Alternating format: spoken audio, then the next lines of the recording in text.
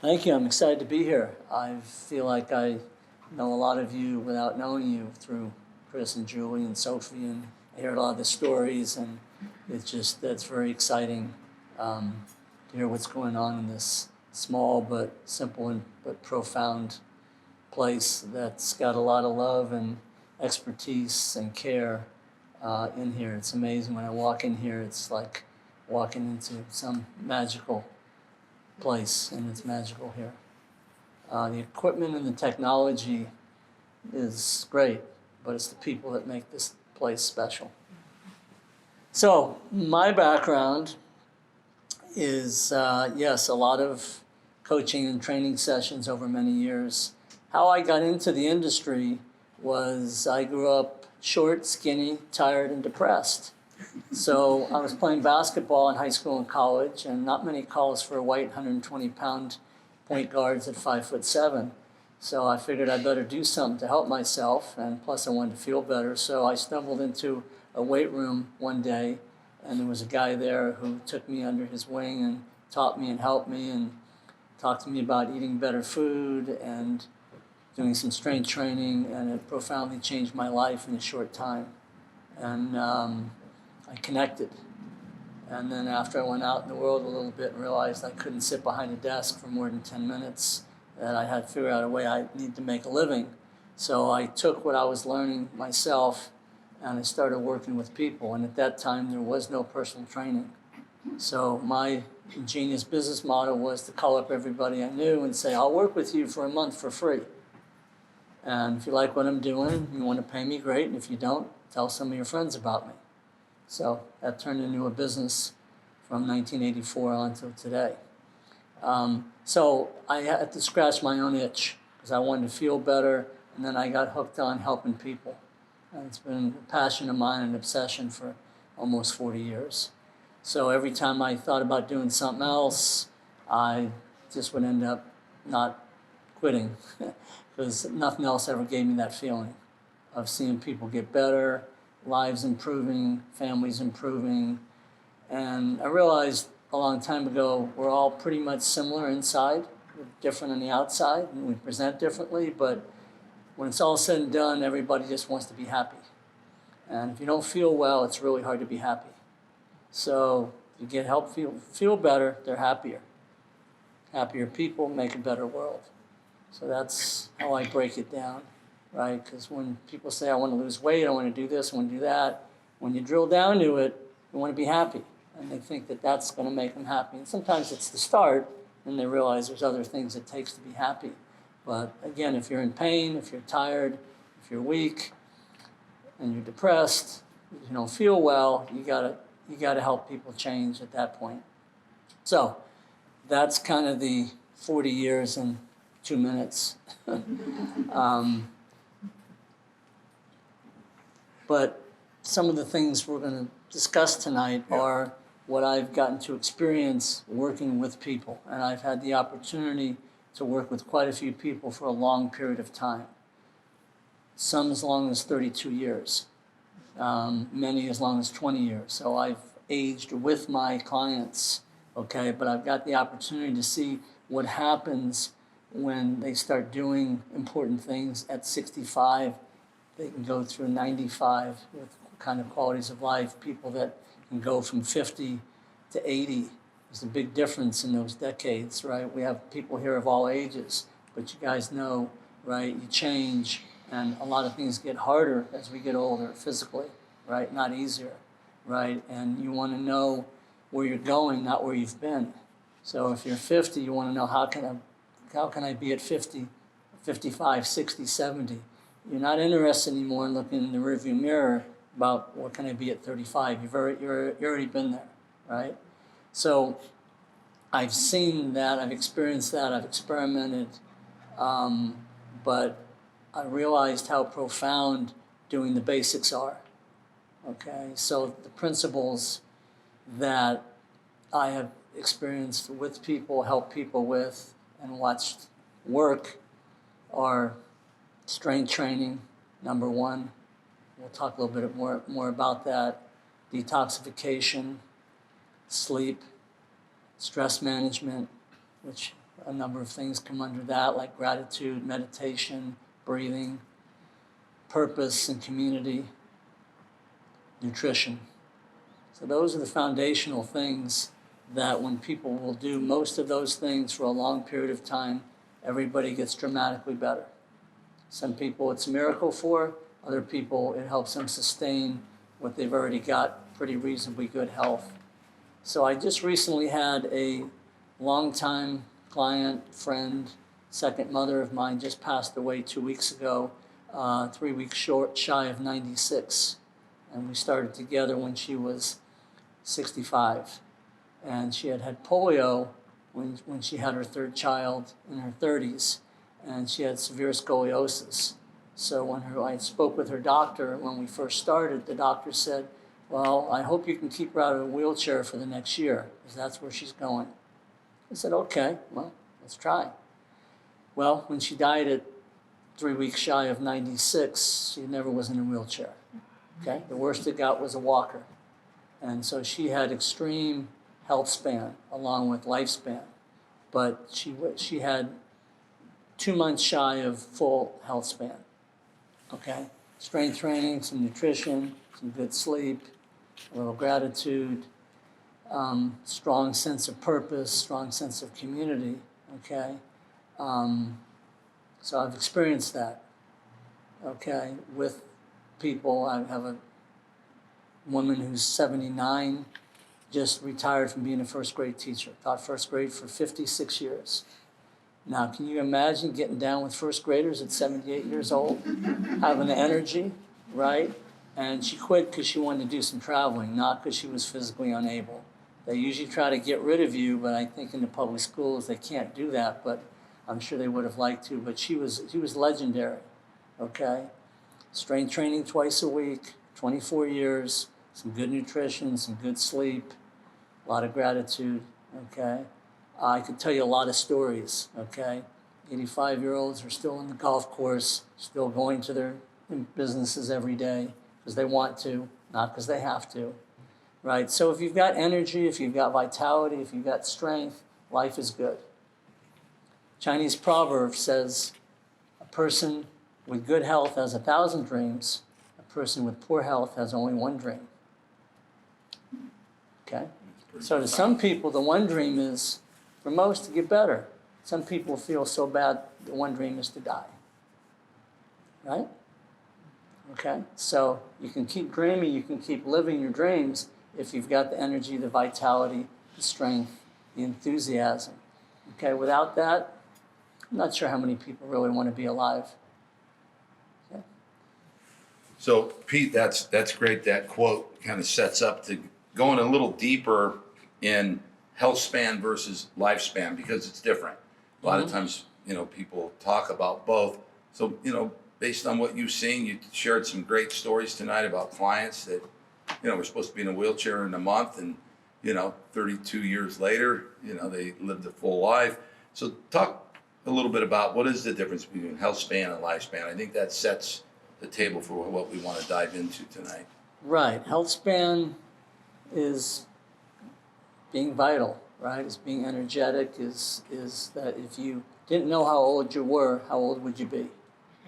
Right? If you woke up one day and you had amnesia, and you didn't know when you were born, how do you feel, right? When people say, I'm getting old, what does that mean? I'm tired, I'm in pain, I'm overstressed, I'm weak, right? We don't, what does old mean, right? Old is just an image of what we've seen, right? In the movies, our parents maybe, right? Grandparents who got to the place where they weren't well anymore, right? So that's what we think of as old, right? You could be old at 35, and you could be young at 90, right? So health span is about where is your health, where is your vitality, where's your mindset, where's your energy, right? That's what health span is. So my objective for many years has been to help people continue as much health span as long as they can. Because a lifespan, right, some of that's luck. There's people live to be 100 years old that smoked and drank and didn't eat well, and right? So we don't know exactly, right, how that all works. You can't change your genes, but you can sure determine your actions, your attitude, how you spend your life, and what kind of things you do to take care of yourself. So you could have a phenomenally great life and live to be 75 if you had 74 and a half years of health span, right? So health span is really how long can we do the things we want to do. And what I've seen with a lot of people is when the health goes, they start shrinking down their activities. And then they rationalize, I really don't want to do that anymore. I've traveled enough. I've played enough golf. I've done this, you know what I mean? Really what that means is I don't have the energy. I don't have the vitality. I don't have the strength to do those things anymore. So I'm going to somehow convince myself that it's okay. And sometimes you have to accept that. But more often than not, if you do some of the things that make you better, you can, I've seen people go both directions, right? You can get young pretty fast. Certain things you can't change, and some of it you gotta have a little bit of luck, okay? Right? So that's really what health span's all about. Yeah, and I think that was when we started talking about what we wanted Regenesis 360 to be, short term and long term. We started with some new technologies that were totally new, still new, and we knew we were going to be pioneering this. But our foundational thought was what we want to do is help people increase their lifespan, their health span. Why? Then you really get to see your life purpose unfold. Most people don't really get to see that happen. And we all have a purpose, right? We're all put on this planet for something. And a lot of people that we found over the years in coaching that don't get to see their full potential, whatever that is for them, is because they're not feeling good. We've all been there. I mean, even those of us that are in the health field, there are days like, oh man, this has been brutal. But when you feel good, that passion inside of you starts to ignite, and there's things that you want to do. And you don't ever want to be at the end of your life with all these regrets, because what usually holds people back, and we've seen it, thousands and thousands of people we've worked with, it usually comes down to their health. And you can do everything right and something can still happen. And we know that, But if you have that attitude of being proactive and knowing that this is my goal, is to increase my health span, you will see your full potential in life. And for some of us that have kids and grandkids, that's really part of your legacy, I think, of being able to instill that into the next generations. And so thanks for sharing that, Pete. I know that's real important. I know, we just joined the chamber and they always tell you, what is your 3-minute or 30-second elevator pitch? And we're like, what are we going to say? And so we've been playing around with all these things. And really, that is our elevator pitch here, is to help you guys increase your health span. And then we have all these tools and experience and everything that we've done. We've sifted through the stuff. You guys can go out there and Google, spend time on Google, but we've got 80 years of Google in what we've done, and we know what works. We know what doesn't work. So every time a new diet comes out, we're just like, oh boy, here we go again. It's crazy. Food is food, right? Steak is steak, whether it's keto, paleo, vegetarian. People get so caught up in the label of what is this, and that's what we're really here to help you kind of, let's calm down a little bit, and we're going to get you on that path and dispel all those crazy myths out there. Because if all these diets worked so well, why do they keep coming out with new diets? Right? They don't work, most of them. It's all about lifestyle. So Pete, you touched on some of the key essentials to living a healthy lifespan. So why don't we go through and dig a little deeper in those? And again, there's probably a lot more, but the 6 essentials that, let's take a little deeper dive into that. And again, give these guys what you've seen over the years. Pete's been working with people from 19 to, what's your oldest client? Well, it was 96. Was 96. Now it's 92. They've kind of grown up together. They've watched Mason grow up. I've watched Mason grow up, But it's been, and I'm always encouraged by talking to Pete, and he's sharing the stories of clients he's had for 20, 30 years that came to him, and, and obviously something's working or they wouldn't be there. So I think Pete's got a great background and to be able to share these essentials that we know work, just flat out work, if that's the goal, right? So once you share those. Absolutely, yeah, of course. So strength training, which is something I'm very passionate about. The reason I bring that up first is because it's the one, for most people, that's the hardest to execute.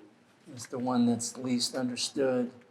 It's the one that's the hardest to do. And so the fact that we have the ARX here is so exciting because anybody can safely and effectively, in a short period of time, get absolutely maximum benefit from that technology. It's the most revolutionary thing I've seen in 40 years. There's nothing even close. And I would tell you that in this little area, that it's the only place in the world that has an ARX and a Hocket. Chris and I have checked. There's nowhere else, and there's 8 billion people on the planet. There's no other facility that you can go to and get both of these technologies in one place. Okay? You guys are very lucky. Yes. So the ARX and the strength training component, can we Yeah, let's hand those out.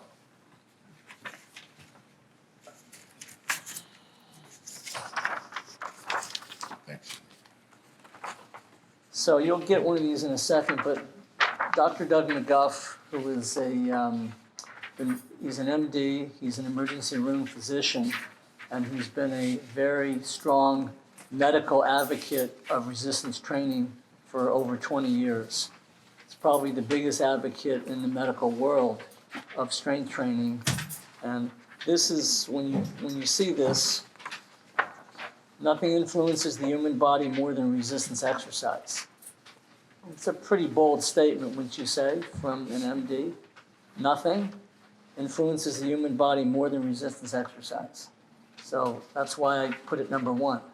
And if you look on the chart here, all the things that resistance exercise does, pretty much takes care of the human body, right? Now, obviously, we need some things to go with it, right?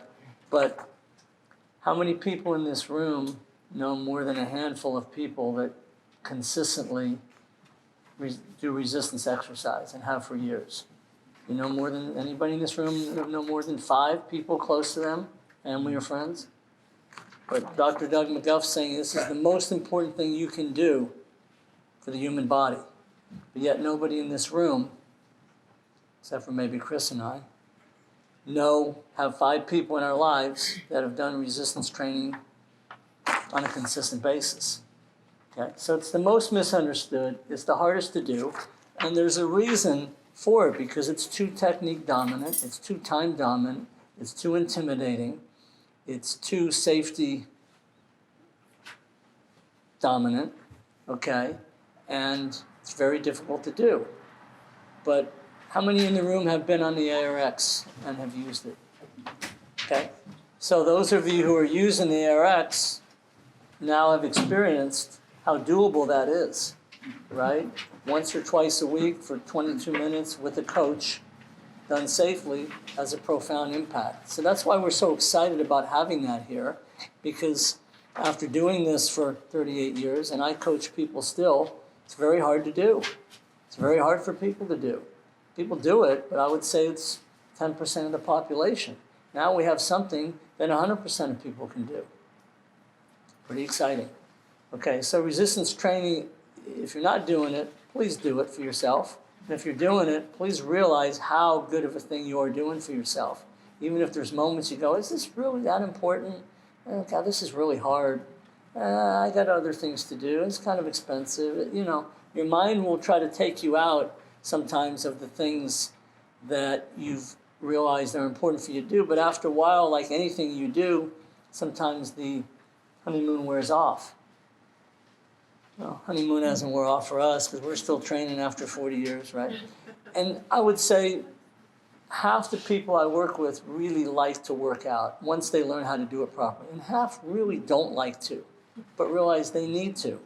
So if you're in the half that likes to, you're lucky. If you're in the half that doesn't like to, do it anyway, because now you can do it 22 to 44 minutes a week, and you're actually only doing about 6 minutes of actual exercise. You're in there for 22 or 25 minutes. But if you look at the actual time, because it's such an intense, focused stimulus, that's all you can actually do, and that's all you actually need. Okay? So you're doing an amazing thing. If you got friends and family, tell them they need to be doing it, and we'll explain to them why. Okay? So resistance training is profound. And over time, accumulatively, it will build and build and build and build. And then you go, oh, I've always been like this.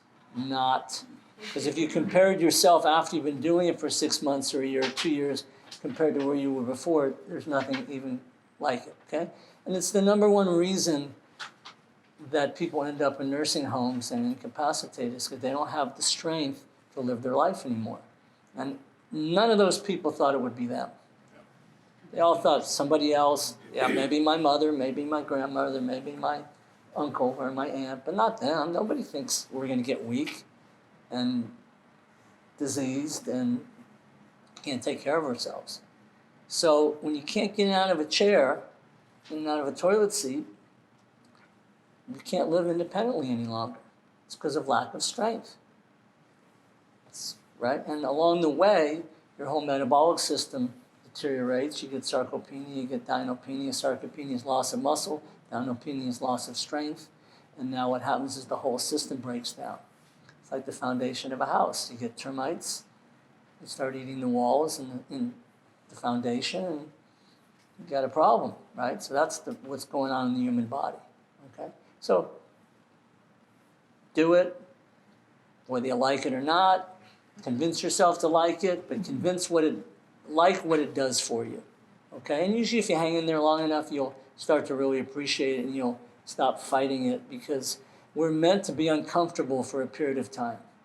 If you look back over the history of mankind, we didn't have all these comforts of technology that allow us today to go from a bed to a chair to a car to a computer to a refrigerator, to a nice comfortable bed, and to a nice warm shower, and air conditioning and heat, right? So we had these periods of our days and our lives where we had to be uncomfortable. It's the best thing for the body. So take a cold shower, do some strength training, get yourself out of your comfort zone a little bit, okay? We're not suggesting you have to do that 24/7, right?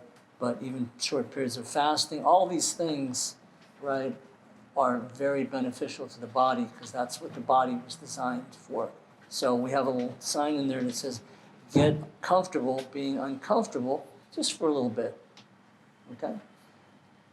So strength training, you can see I'm passionate about it. I could talk about it for days, hours, because I've seen people dramatically change their lives. And also, too, it stimulates myokines, which does something similar to endorphins. It makes you feel really good. When you come out of the ARX, aside from being relieved it was over with and you could do it, do you generally feel like this little bit of a buzz, this little bit of a euphoric feeling? That's what's going on, okay? When you create that stimulus, okay, it's like, wow, right? If you could put it in a pill form, we'd be all quite wealthy, okay? That's what it does.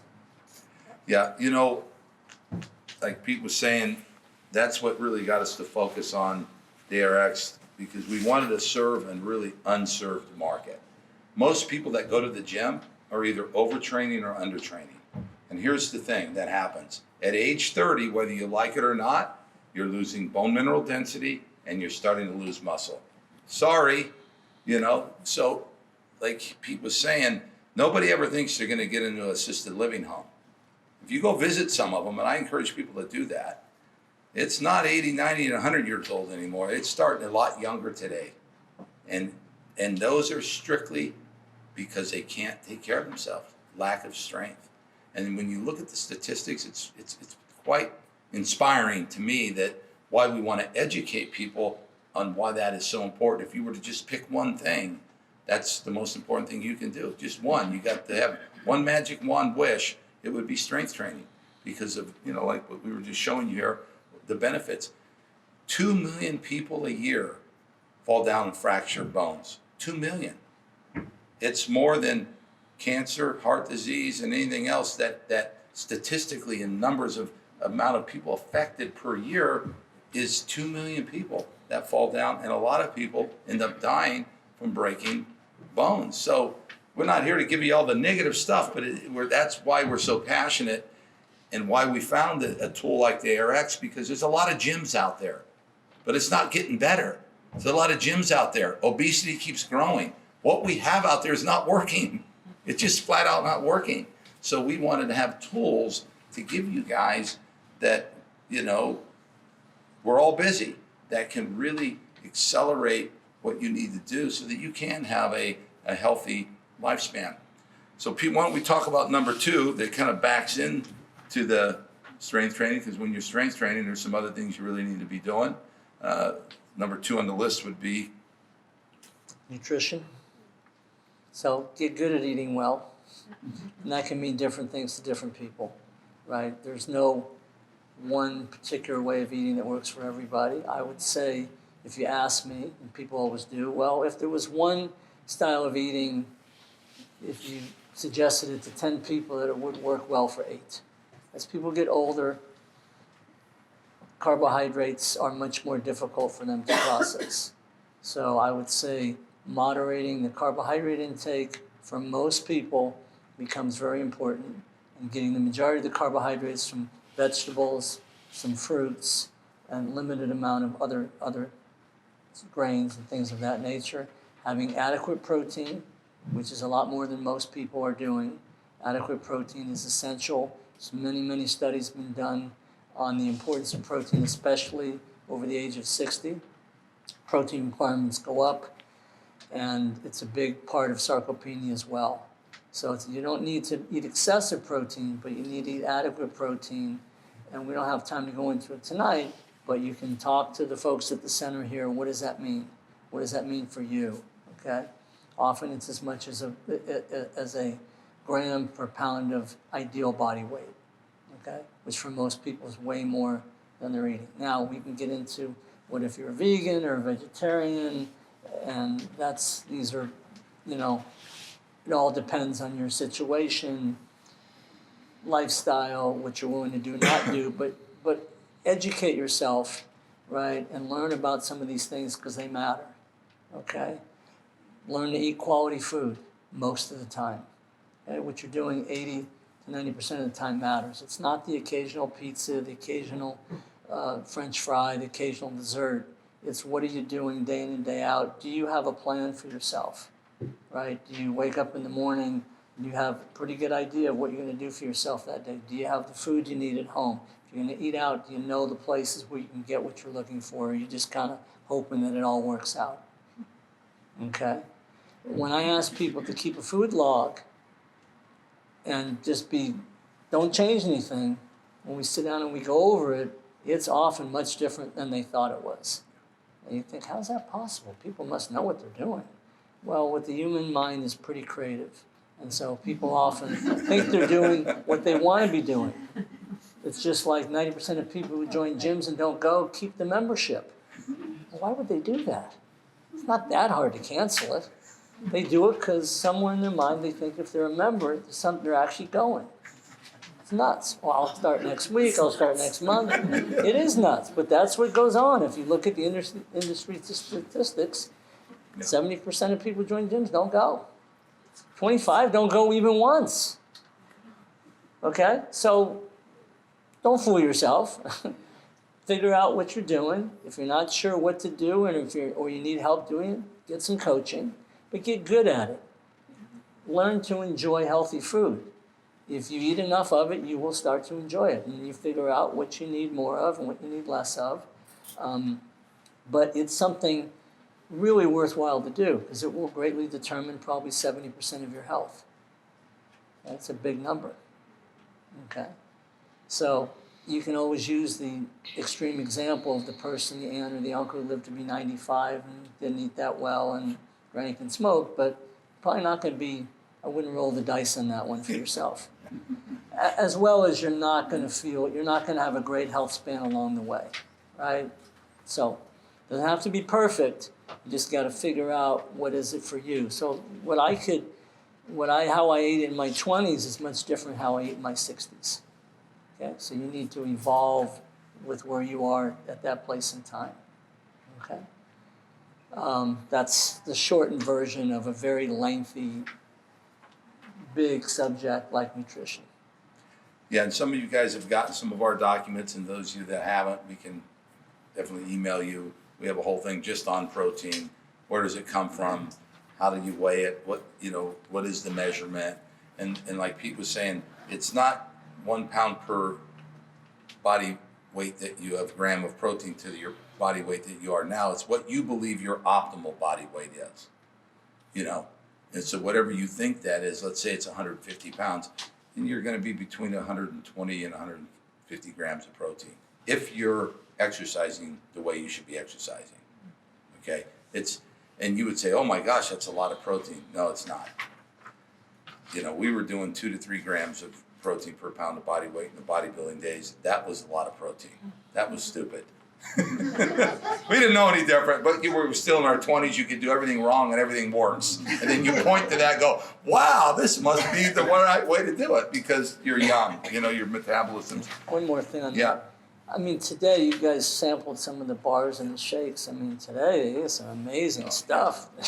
They figured out how to make it taste good. That's good for you. And we're only carrying top of the line products and vendors and great ingredients. So, if you've got more money than time and you need convenience, you can make a quick protein drink. You can have a protein bar. It's good for you. It tastes good. Sometimes you're like, this is way too good to be good for me.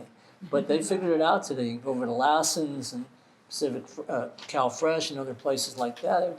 They've got dozens and dozens of products. So just get good at learning, from some coaching what the options are.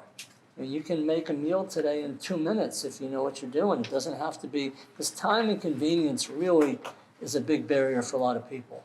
So don't let that be the issue. Figure out what you need to do if that's not something you really like doing. Some people are fine with, making a meal in an hour and they enjoy the process, and other people are like, hey, as long as it's in front of me, if it's good, I'll eat it, but I got to get it in front of me, right? So get good at doing that. It's worth it. Because you got to do it every day, right? You got to eat, right? Every day, right? Yeah. Should be. Yeah, good. Thanks, Pete. Yeah, we could do a whole topic just on protein. So the next one, let's talk a little bit about sleep. Yes. So sleep was something I was never very good at. Had a lot of issues with sleep, and came from the old school. You'll have time to sleep when you die, right? Okay. And for many years, I started at 6 a.m. So that means I got up at 4:30 a.m. and I've got 2 grown children, so it's hard to get to sleep at 8:30 at night when you've got kids or you've got a little bit of a life. So about in the last 5 years, I really got, and the information and the technology on sleep is dramatic about how critical it is. It probably would, if I was giving you today, sleep would be 1 on the list. Okay? It's not my favorite, but it is today. I track it. I help people with it. Sleep hygiene, sleep duration. You got to sleep. And you can think you're sleeping well, but not necessarily be sleeping well. So there's ways to track it. There's an Oura ring. If you yourself have been told that you snore, or anybody you live with snores, 70% chance you have sleep apnea. Okay, you need to go get a sleep study. If you're falling asleep in the afternoon, okay, you probably got sleep apnea. Millions of people have it. They don't know they have it. Even if you think you're sleeping 7 or 8 hours, if your sleep is interrupted because of could be structural, could be too much body fat, could be lots of reasons. Okay, but get it checked out. Today it's not that hard to do. If you don't have sleep apnea, make sure you're trying to get 7 to 8 hours of actual sleep. Okay, it is essential, healing every function in the body, your attitude. The studies are unbelievable. Your hair would stand up on end if you realized how important sleep is. So it's another thing to start to understand and get good at. There's sleep hygiene today, cooling the room down, wearing sleep masks to block out the light. There's blue light blocking glasses. There's timing of circadian rhythms. I don't want to get everything too complicated, but these are the kind of discussions you'd be having if you say, okay, I really want to understand sleep. How can I make it better? What are the things I can easily do, okay, to get my sleep to a much higher level? Because if you think you're hoping you have 30, 40, 50, 60 more years to live, right, you think about how much time that theoretically you'd be sleeping. It's at least a third of your day. So get good at it. Educate yourself about it. Get some help with it. So let's talk a little bit about stress. I know nobody in this room is stressed out. It's a big thing. Some are. No, I mean, I think stress, it's a made-up thing, and stress does not exist. It's what we give it. It's a perceived thing that we give, but scientifically, stress is not there. Because we can all look at something different, and some can say, it stresses me out. Some people are like, that's no big deal. So it's something that we've done. It's a learned behavior. We're stressed out. Well, okay. So talk a little bit about stress, Pete, the breathing, which also kind of helps with the sleep too. Sure. So, right, the whole stress thing could be debated, right? But if you live in this modern era, everybody either feels that they feel stress, whether it's financial, whether it's climate, whether it's relationship, whether it's traffic, whether it's job, whatever it might be, right? Whether it's health, right? We all know that pit in your stomach, shallow breathing, right? That all of a sudden you feel like you stop breathing, right? And sometimes that's a perpetual state that some people live in. Or there's not enough time in my day or my life to do all the things that I have to do, want to do, need to do, right? So however you interpret it, right? And there's some good stress. Exercise is a good stress. Let's call it eustress, right? Certain things are considered a good stress. So managing stress is essential, okay? And there's a lot of different ways to do it. Meditation is one of my favorites. It's profoundly changed my life. It can be done in many, many different ways, from a 2-minute app on a phone they have today, to taking a transcendental meditation course, to breathing meditations. There's so many different options, and today with phone apps, you can start very simply, 5 minutes a day. You can look into that. Gratitude is a really, in my opinion, essential thing. If you're expressing gratitude, especially in a written form, you can't be in a gratitude state and be in a stress state at the same time, okay? And, often the mind goes to, especially first thing in the morning or before you go to bed, what are all the things I have to do, what are all the things that aren't right, and you're missing the 10,000 things that are good in your life, right? So having a gratitude practice, I love the 5-minute journal. I don't know if anybody's ever heard of the 5-minute journal, but it's meant to be done 5 minutes a day, 2.5 minutes in the morning, 2.5 minutes before you go to bed. It's a very simple you write down 3 things you're grateful for, 3 things that are going to make the day great for yourself, and 2 affirmations in the morning. And at the end of the day, what are 3 things that were good about the day? You could have had the shittiest day there was, but there were 1, 2, or 3 things that were great, okay? No matter how much the 1 thing or 2 things that you're worried about, focused on, right? Because in the mind, that overtakes everything. So gratitude, it can't be on Thanksgiving only. It can't be when something good happened and you just tap into that. I call that drive-by gratitude, right? You need to have a practice. So out of a 24-hour day, if you'll commit 5 minutes to that, I assure you, your life will get better. If your life's here, it'll go to here. If your life's here, it'll go to here. Whatever it is, it will move you up, because you will realize how good you have it, even when your mind's going to the stuff that isn't right, right? You ever notice how that does that? You could fix this amazingly stressful problem, and it goes to this next thing. Oh, you fix that, it goes to the next thing. It's like, what's the pattern here, right? You realize we've all lived long enough, life's uncertain. That's the most certain thing about life, is it's uncertain, right? And we know stuff's going to happen. We know stuff's going to come up. So gratitude practice, breathing. I'm a big fan of the 4-7-8. It's a very simple technique. We can all do it together now. You're going to breathe in through your nose for 4 seconds. So you're going to hold it for 7 seconds. And you're going to exhale for 8 seconds. Let's do it twice more. Inhale 4. Hold 7. Exhale 8. One more time. Inhale 4. Deep into the belly. Hold 7.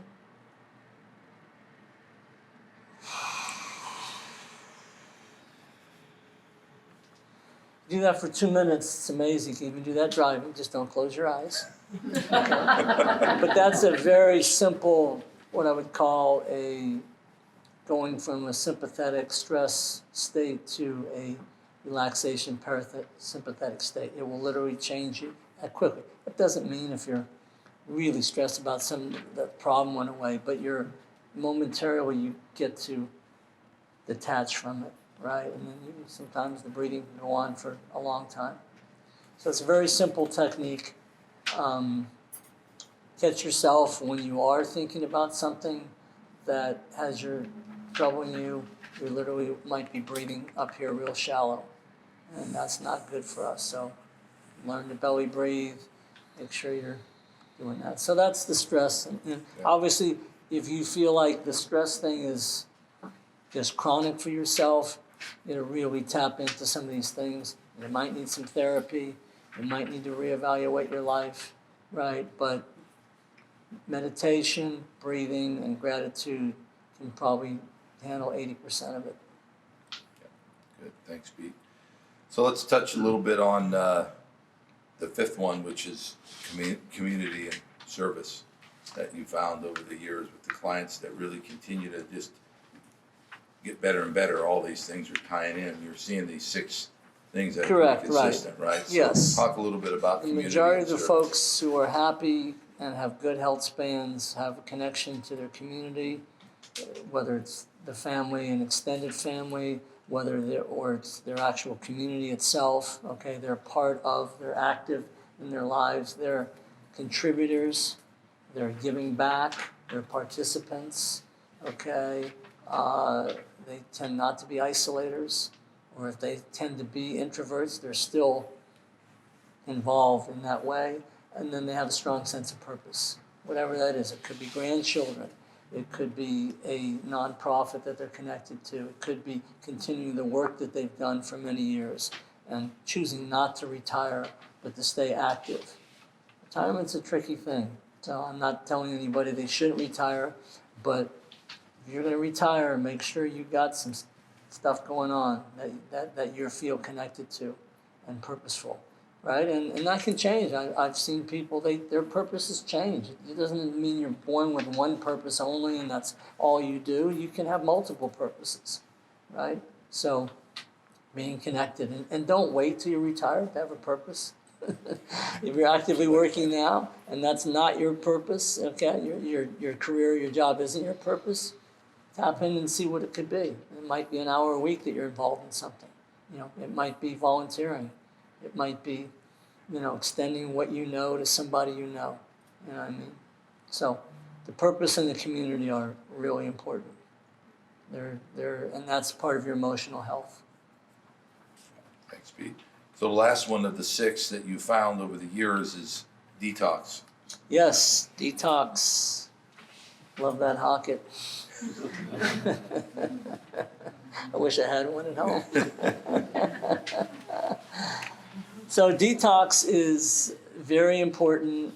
It is not the easiest thing to do, right? Doing a 2-day cayenne pepper and whatever they use, honey and whatever, master cleanse is not really detoxing. Might be getting your bowels going, but it's not really a detoxification. So I'm a little partial to the Hocket. So if you have access to the Hocket, the best detox thing I've ever seen. A lot of times the best detox is not putting a bunch of crap in your body, not being around a lot of toxic people. There are certain supplements that are helpful. Drinking adequate water is helpful, okay?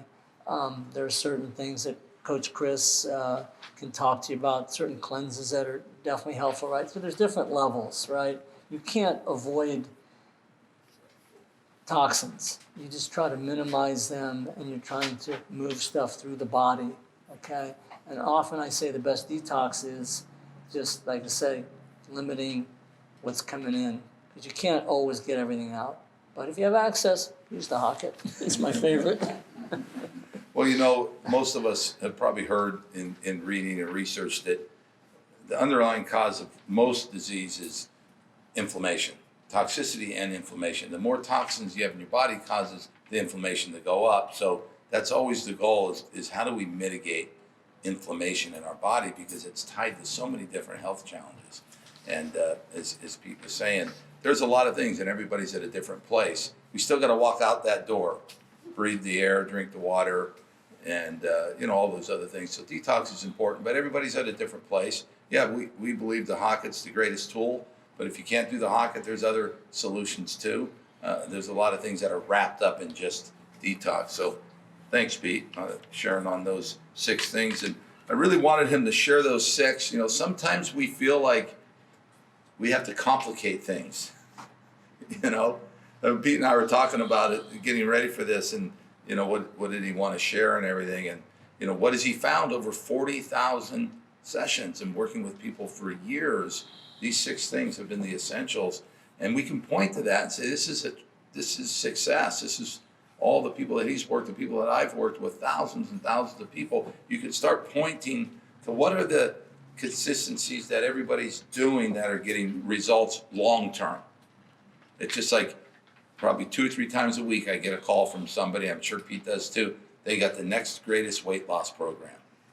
I said, show me the people on it today, bring them back to me in 10 years, and I'll let you know if you have a good weight loss program or not. They can't make it in 10 days. You know, I'm just saying, so we try to find the best practices that we know that if people do consistently, it doesn't have to be that complicated. You might look at these 6 things and go, gosh, that was pretty simple. Well, not that simple to implement, yeah. But we know if you follow those 6 things, your life's going to be dramatically improved. It really, right. really Let me just expand upon that. Right, they're simple, but not easy.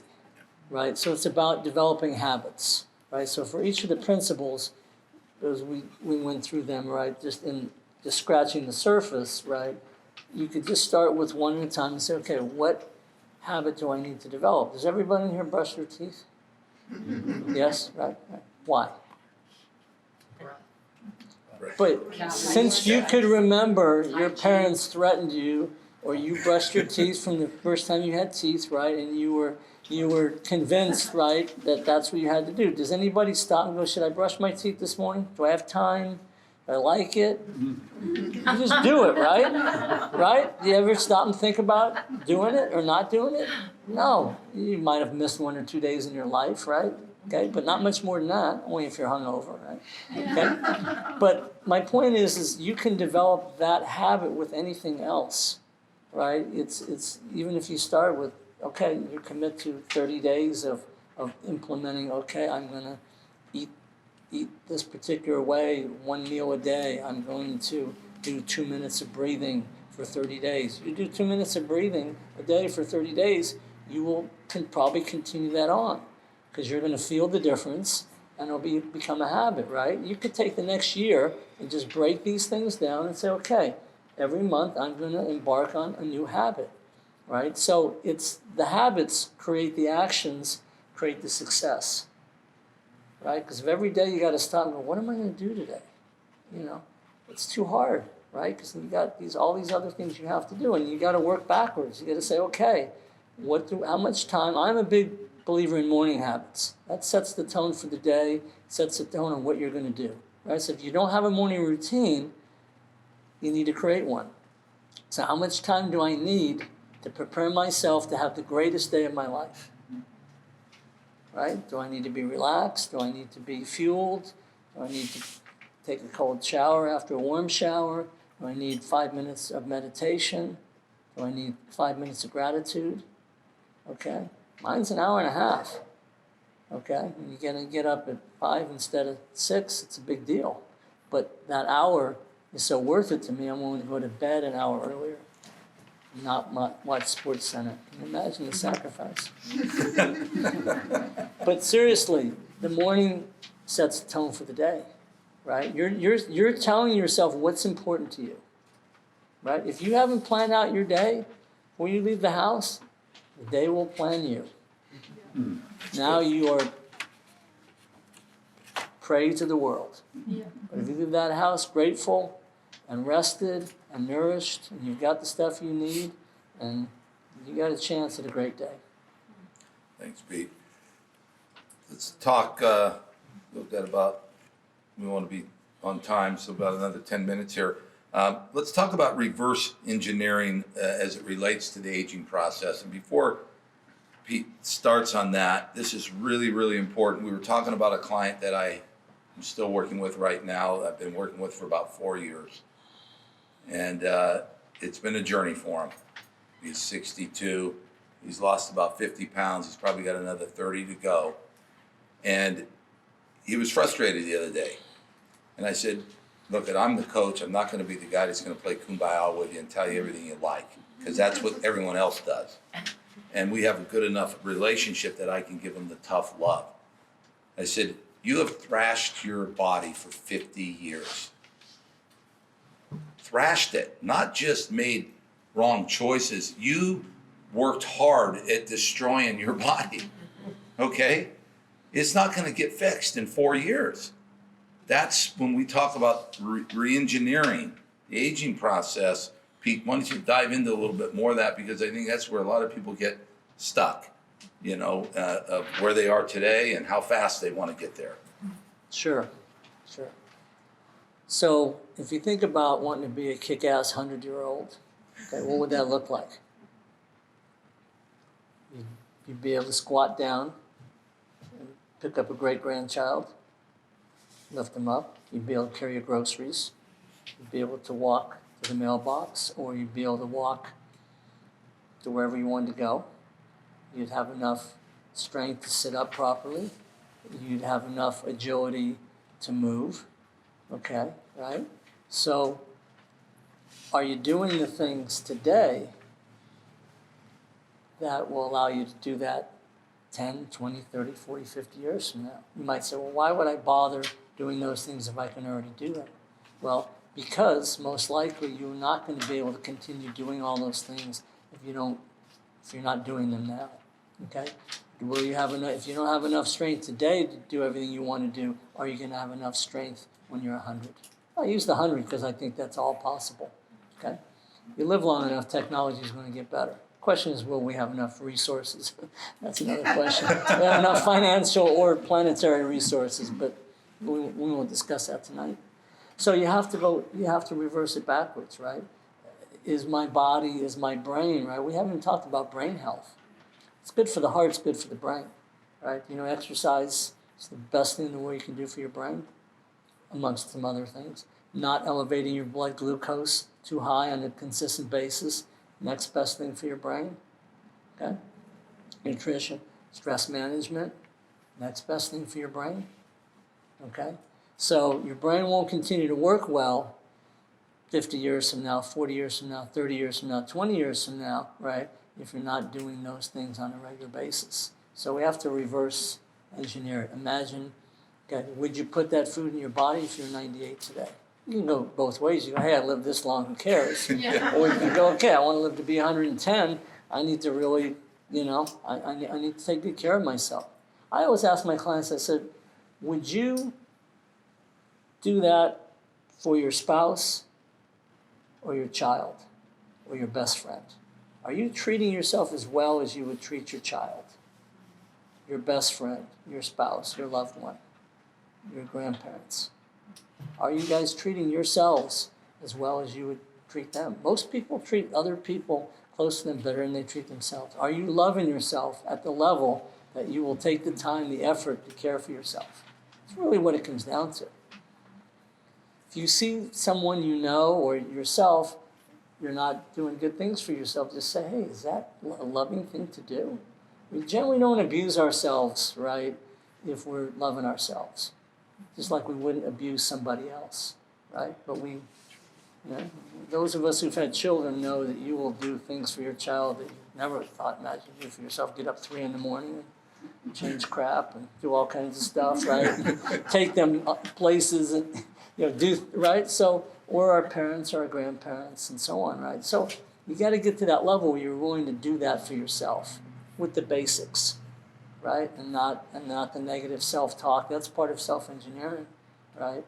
Reverse engineering is, are you talking to yourself in a positive way, or are you, chirping negative stuff in your head about yourself, right? So that's kind of my shortened version of the reverse engineering. You've seen it a lot with people. Like I say, a good track record of those that consistently improve. But I think it's that just being real with yourself. It's taken a while to get here. It's going to take a little while to get to where you want to go. It just doesn't happen quick. If it did, we wouldn't have a big enough building, and it'd be a lot more expensive too. But it just comes down to what Pete's saying. The aging thing is always a weird thing. People get weird about age. Like if you would ask everyone, well, how old do you want to live? Have you ever thought of it? Have you ever had a number in your mind of where you want to live to? Does anybody want to just throw it out? And just, and then 88. It's up 88. Okay. That sounds good to me. Okay. 99. 99. 120. All right. Good girl. 180. Who said 180? All right. Jerry. Yeah. Been hanging around us a little while. Yeah. Yeah. Anybody else? Just really be honest, like what you've gone through your life, there's always this number that people have in their mind for whatever reason, and it's usually probably your insurance agent.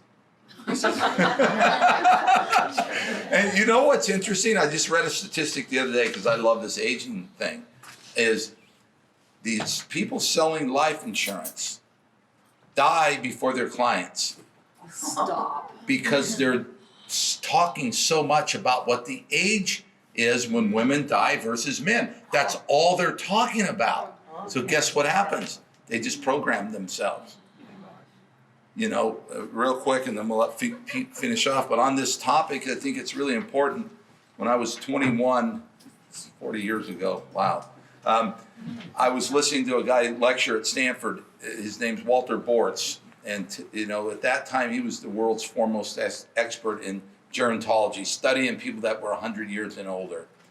And keep it simple. But what he was saying in there with studies, he was saying, barring any disease, this was 40 years ago, the human body can have a quality of life to 100 to 120.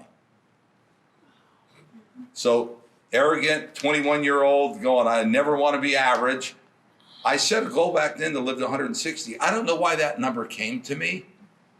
It's a big one. It's a big one, but it's a mindset.